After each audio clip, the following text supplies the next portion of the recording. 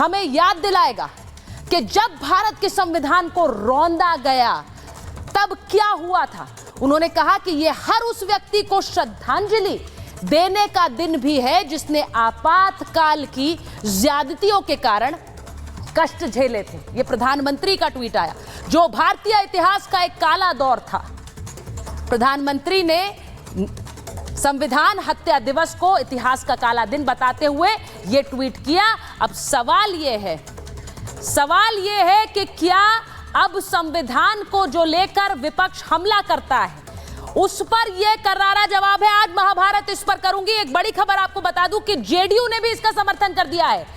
नीतीश कुमार की पार्टी, बड़ी खबर यह है कि मोदी सरकार के समर्थन में नीतीश कुमार भी आ गए। वो कह रहे हैं हम केंद्र के फैसले के समर्थन में हैं, हम केंद्र का समर्थन करते हैं, सरकार ने जो फैसला लिया वो बिल्कुल सही है। तो नीतीश कुमार की पार्टी सबसे पहले केंद्र के फैसले के साथ नजर आ रही। तो ये बड़ी खबर मैं आपको बता रही हूं। नीतीश कुमार की पार्टी, अब देख लीजिए, जब ये बड़ा फैसला आया है तो उसके बाद नरेंद्र मोदी सरकार के समर्थन में सबसे पहले जेडीयू उतरी है। केंद्र सरकार के इस फैसले की भूरी भूरी प्रशंसा, जिसमें 25 जून को संविधान की हत्या दिवस के रूप में मनाने का फैसला किया है, ये लोकतंत्र पर सबसे बड़ा प्रहार था। मुझे भी आपातकाल में जेल जाने का मौका मिला था। परिवारजनों को भी तकलीफ हुई, मित्रजनों को भी तकलीफ हुई, और हमारे उस पराक्रम को आज मान्यता मिली है, ये प्रसन्नता है। तो आपने सुन लिया कि कैसे अब सरकार के इस फैसले के साथ उनके सहयोगी दल भी खड़े हो गए हैं। शुरू वाला ग्राफिक एक बार फिर से ले लीजिए।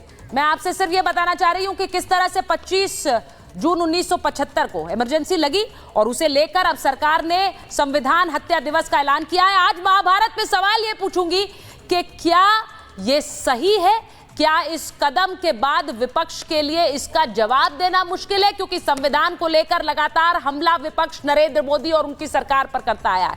अब पलटवार कैसे करेंगे? मेरे साथ जो मेहमान जुड़ रहे हैं उनका परिचय आपसे कराऊंगी। बीजेपी के प्रवक्ता तुहिन सिन्हा जी हमारे साथ जुड़ रहे हैं। हमारे साथ ब्रिजमोहन श्रीवास्तव जी जुड़ रहे हैं, प्रवक्ता हैं एनसीपी अजीत के। हमारे साथ अवधेश कुमार जी हैं, वरिष्ठ पत्रकार। अनुराग भदौरिया जी है, राष्ट्रीय प्रवक्ता समाजवादी पार्टी। वरुण पुरोहित जी कांग्रेस के नेता हैं और किशोर तिवारी जी शिवसेना उद्धव गुट के नेता हैं। बहुत बहुत स्वागत है आप सभी का। मैं शुरुआत सबसे पहले इसी बात से करना चाह रही हूं। वरुण पुरोहित जी, अगर आपके साथ शुरुआत कर लूं, 25 जून 1975 इमरजेंसी का ऐलान किया गया, संविधान की जो शक्तियां हैं उन्हें खत्म किया गया। ऐसे में अगर संविधान हत्या दिवस इसे कहा जाए तो क्या सरकार कुछ गलत कर रही? सुचारिता जी, ये जो मोदी सरकार है ना, 10 साल से मोदी काल के रूप में याद किया जाएगा। जैसे एक सीरियल आता था, बच्चों को अंधेरा कायम रहे, वो अंधेरा कायम रखना चाहते हैं। बेरोजगारी, महंगाई जो है, जनता उससे परेशान है, और इनकी जो मैं इंतकाम लूंगा वाली जो मानसिकता है, इससे देश के अंदर अराजकता फैलेगी, आप देख लीजिएगा। और इनका जो bunch of non biological thoughts की जो किताब रचना चाह रहे हैं ना ये मोदी जी, इससे देश पूरी तरह से परेशान हो चुका है। ये चुनाव हारने के बाद इनका फोकस इंदिरा गांधी तो भाई 2 टुकड़े करके पाकिस्तान बना दिया। आप तो इवेंट कंपनी के लिए चलते जा रहे, इवेंट मैनेजमेंट करते हो दिन भर। देखिए, एक मानसिकता होती है, वो होती है सबको साथ लेके चलने की, एक होती है इंतकाम लेने की। तो इंतकाम लेने की मानसिकता से मैंने पहले भी कहा, ये सरकार चलने वाली नहीं है। इनकी जो केमिकल प्रॉपर्टीज ऑफ एलिमेंट जैसे होती है, इनकी जो स्वभाव है, इनकी जो प्रॉपर्टीज हैं, ये सबको साथ लेके चलने की बात नहीं है। और ये जिस तरीके से चुनाव हारने के बाद इनके अंदर जो एक अजीब सी भावनाएं क्रिएट हो गई हैं कि अब ये इससे क्या बच्चों को फर्क पड़ेगा? आप बताइए। आपने संविधान हत्या दिवस, तो बेरोजगारी दिवस जो है वो तो मोदी जी की जो भी बर्थ डेट है सितंबर की, उसमें मनाते ही युवा, कई युवा मनाते हैं। इससे क्या फर्क पड़ेगा? लोगों का पेट भर जाएगा या लोगों को रोजगार मिल जाएगा? उस पर कोई जवाब नहीं है। और मेरी पार्टी भी कह रही है ध्यान, मैं कह रहा हूँ विपक्ष कह रहा है ध्यान भटकेगा भी नहीं इससे। पब्लिक का ध्यान तो अपने खुद की महंगाई, बेरोजगारी, खुद की समस्याओं के ऊपर है। किसने देखा? और इमरजेंसी मैंने देखी है, मेरे को पता है। बचपन बाला साहब देवव्रत सर संघ प्रमुख थे, उस समय की बात है। हाँ। आम जनता को परेशानी नहीं होती थी सुचारिता जी। हाँ, मीडिया और जो नेता लोग थे, पॉलिटिकल एक्टिविटीज थी, उनको जरूर परेशानी हुई थी, उनको जरूर जेलों में ये बंद किया, बहुत ये सब अच्छा है, एक्टिविटीज हुई, ये लेकिन बहुत आम अच्छा जनता है। बड़ी संविधान का काम क्या है वरुण जी? जी, संविधान को एक देश में अगर संवैधानिक शक्तियां देश में आम नागरिक को भी दी गई हैं, तो उनको कुचलने के बाद भी आप कह रहे हैं कि अगर हो भी गया, इमरजेंसी लग भी गई, तो आम आदमी को कोई नुकसान नहीं पहुंचा। तो फिर आप बार बार लोगों पर क्यों ये आरोप क्यों लगाते हैं सरकार पर ये संविधान को रौंद रहे हैं? आपने तो संविधान की शक्तियां खत्म ही कर दी थी।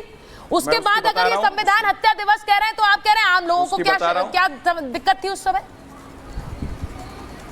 एक बार तुहिन सिन्हा जी के पास जा रही हूं, वापस आऊंगी आपके अनुराग जी के पास जाऊंगी इसके बाद। तुहिन सिन्हा जी, आपने सुन लिया कांग्रेस का टेक, आप सुन रहे हैं? उन्होंने कहा कि कोई काम नहीं है आपकी सरकार के पास, क्या हल हो रहा है? अगर ये संविधान हत्या दिवस आपने ऐलान कर दिया तो क्या इससे सुधरने वाला है?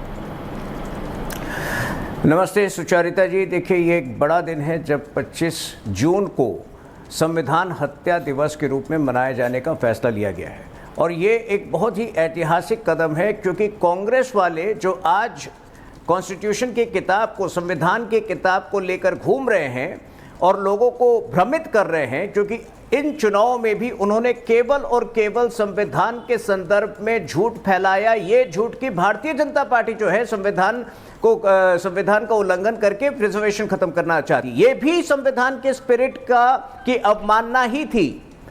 लेकिन आज ये युवा पीढ़ी के लिए जानना बहुत जरूरी है कि जो लोग इस पवित्र किताब को लेके घूमते हैं, किस प्रकार से आज से 49 वर्ष पहले उन्होंने संविधान के मूल सार की हत्या की थी, किस प्रकार से 1 लाख से ऊपर पॉलिटिकल एक्टिविस्ट को जेल में लगभग 1.5 साल के लिए भरा गया था। बड़ी संख्या में जो है लोगों को उस समय जो है फोर्स स्टेरिलाइजेशन किया गया था। ऐसे लोग जिनकी शादी भी नहीं हुई थी, उनकी फोर्स स्टेरिलाइजेशन की गई थी। सुचारिता जी, लगभग 2000 डेथ्स हुए थे। आ रही उस दौरान, बीच में मत बोलिए, कांग्रेस का ये तरीका ठीक नहीं है, बीच में मत बोलिए, लेकिन उस दौरान जो कॉन्स्टिट्यूशनल अमेंडमेंट्स लाए गए थे वो इतने असंवैधानिक थे। एक जो 42nd कॉन्स्टिट्यूशनल अमेंडमेंट था, उसमें 2 शब्द तो जोड़े ही गए, सेक्युलर और सोशलिस्ट, लेकिन उससे बड़ा नुकसान जो उसने किया, जिस प्रकार से पार्लियामेंट में बिल्स पास किए जाते थे, जो सुप्रीम कोर्ट का अधिकार था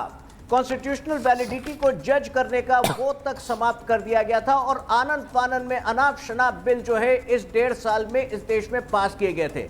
तो आज मेरे ख्याल से इस देश को जान लेना बहुत जरूरी है कि किन लोगों ने संविधान की हत्या की थी और कौन उसकी रक्षा करने का सामर्थ्य रखते हैं। और मेरे ख्याल से युवा पीढ़ी के लिए विशेष तौर पर ये मनाया जाना लाभदायक होगा।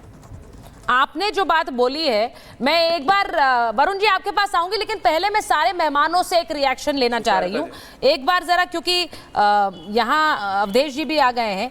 मैं सबसे पहले अनुराग जी के पास जा रही हूँ। अवधेश जी आपके पास आऊँ, अनुराग जी का फ्रेम कहाँ है? ठीक है, अनुराग जी के पास वापस जाती हूँ। अवधेश जी, जरा ये